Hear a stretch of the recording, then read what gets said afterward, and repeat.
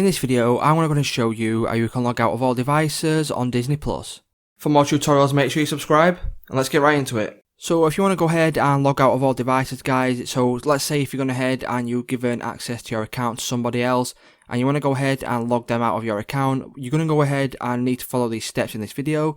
So the first thing you're going to need to do is go ahead and click on your avatar in the bottom right corner.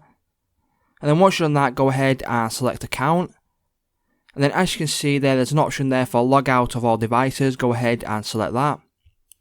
And then once you've selected that, what it will ask you to do is go ahead and enter your password. So all you need to go ahead and enter your password, and then as you can see it says above that it may take up to 4 hours to log out of all the remaining devices. So please make sure to go ahead and leave it 4 hours at least to make sure people have been logged out of your account. So all you need to go and do from here is go ahead, enter your password, and then go ahead and click log out to confirm the logout. And it's just that simple, guys. If this video helped you out, please don't forget to like, comment, subscribe to the channel, and I'll see you in the next one.